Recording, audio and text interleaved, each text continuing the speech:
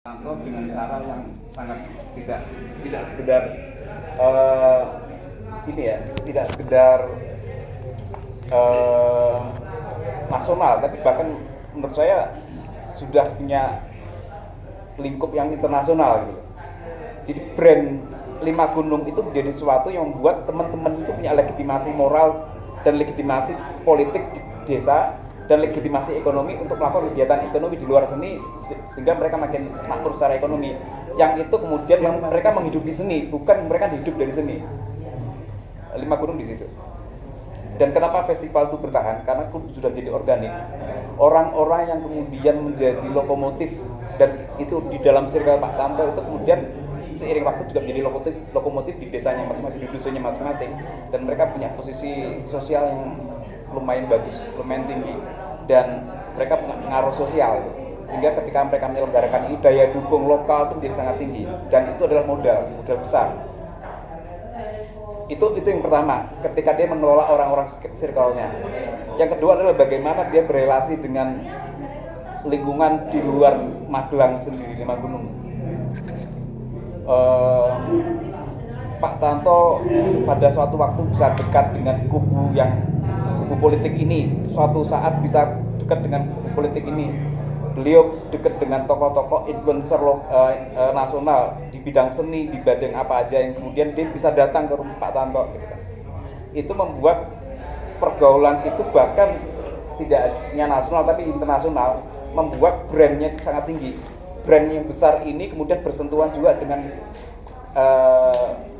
kesuksesan Pak Tanto untuk bagaimana melakukan kedekatan dengan media. Pak Tanto itu susah untuk di-quote bagi media, tapi kemudian media disuruh meng-quote apa aja. Itu membuat orang punya begitu banyak interpretasi tentang Lima Gunung. Interpretasi yang sangat terbuka.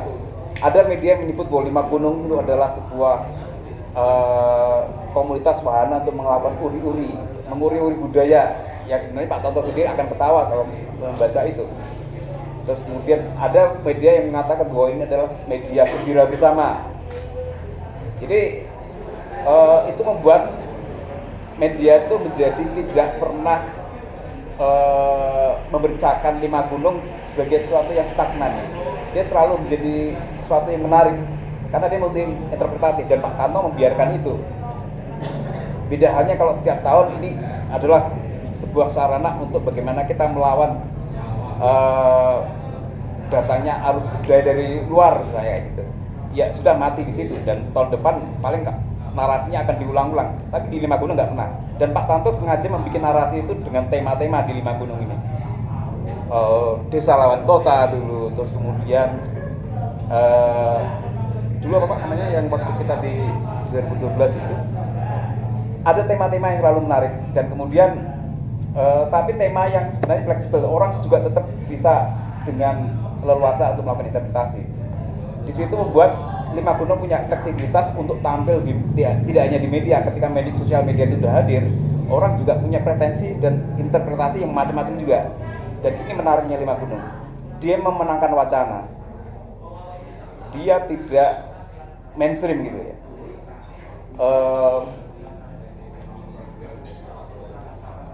Lima Gunung ini taruhlah kayak gini, sebagai sebuah perbandingan. Mungkin tahu Salihara ya.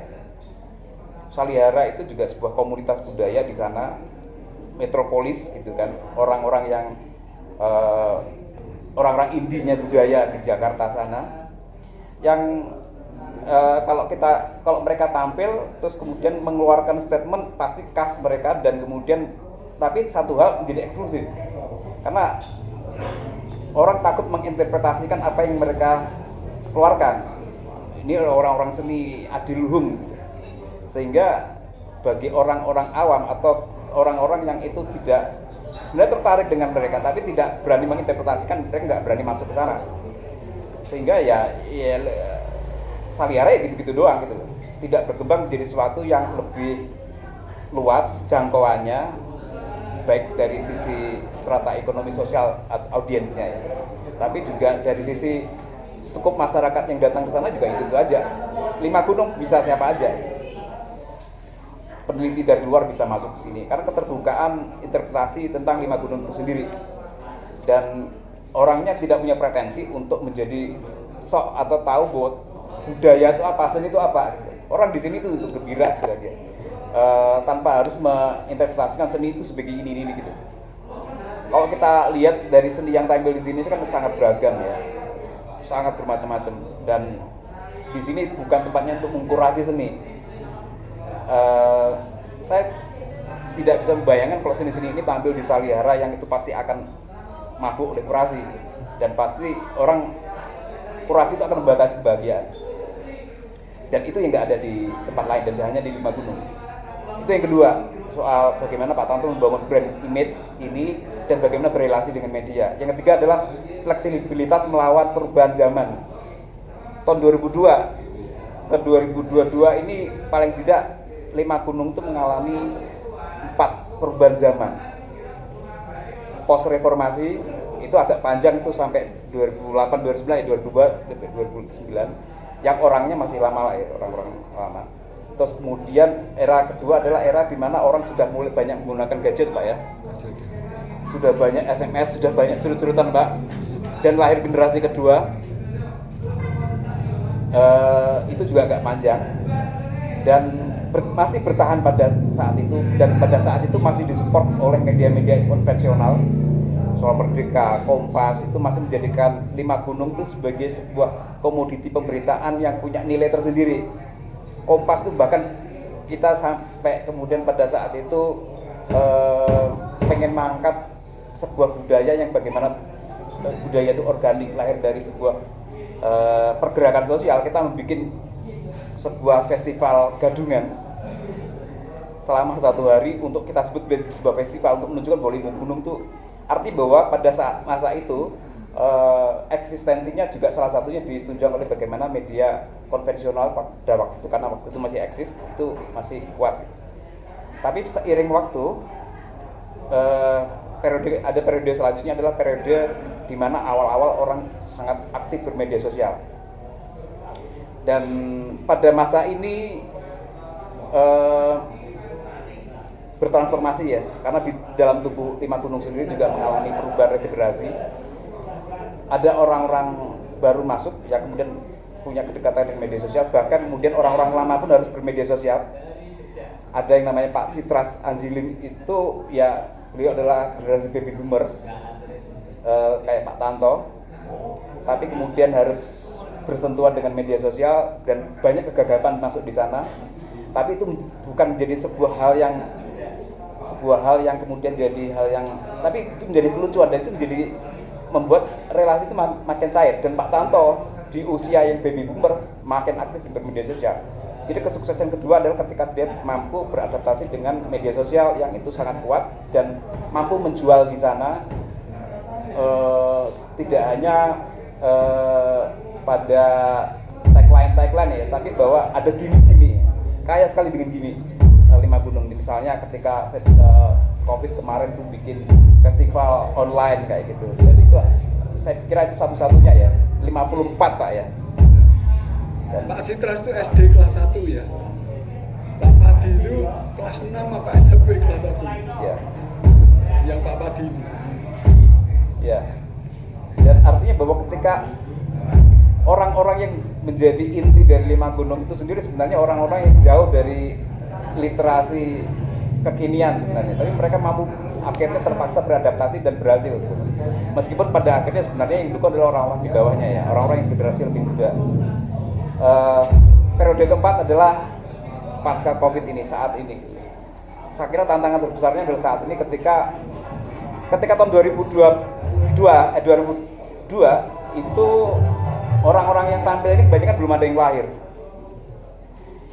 Tapi kemudian masih mau lahir, padahal imajinasi mereka dari K-pop.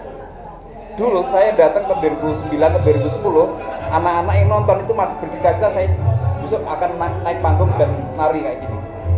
Jadi kemudian itu muncul 5 tahun kemudian dalam festival ke-14 dan mereka tampil.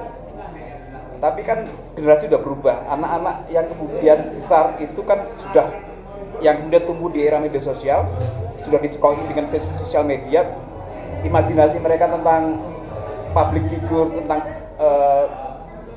menjadi sesuatu itu kan sudah berbeda dengan dulu, menjadi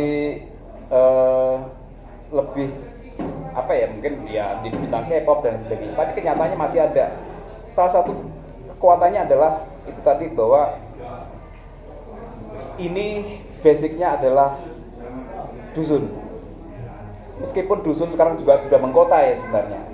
Kalau kita bicara desa dari kota kan sudah blur gitu kan. Jadi sudah orang desa pun sudah bisa mengakses YouTube dengan mudah. Tapi kan pada akhirnya mereka juga perlu semacam sebuah sesuatu yang kemudian mereka bisa tatap secara langsung gitu, di luar media sosial, dan mereka kemudian menemukan itu pada apa yang dilakukan oleh orang-orang yang menjadi lokomotif itu, yang dia ada di dusun-dusun seperti Pak Padi, terus kemudian kalau di Jaya dulu ada Pak Riyadi, terus kemudian kalau di mana itu di Keron Pak ya, ada Pak Jono yang kemudian tiap hari itu beraktivitas dan menunjukkan bahwa mereka berhasil dengan cara itu semua gitu. Berhasil secara ekonomi, berhasil secara bagaimana mereka bisa membuat orang-orang untuk bisa kumpul gitu. Itu menjadi sebuah prototipe bagi mereka. Jadi saya kira 3 hal itu yang membuat 5 gunung itu kenapa kemudian bisa sampai seperti saat ini bertahan. Saya belum menemukan hal ini di tempat yang lain ya, yang kemudian seni-seni yang itu didirikan atau festival yang dilakukan dalam konteks project. Ini jelas bukan project, karena kemudian ada sustainabilitas, bagaimana menjaga regenerasi itu ada, meskipun itu tidak harus dikatakan sebagai regenerasi, itu terjadi secara organik. Jadi mungkin itu dari saya, pandangan saya sebagai sahabat 5 gunung selama ini berinteraksi dengan 5 gunung, termasuk seperti saya ya, orang-orang. Saya datang ke sini sebenarnya bukan karena sebenarnya sekedar nonton seni, tapi bagaimana bertemu dengan orang-orang ya, bertemu dengan orang-orang ya, teman-teman, atau itu menjadi sebuah organik. Masa organik itu bukan hanya terjadi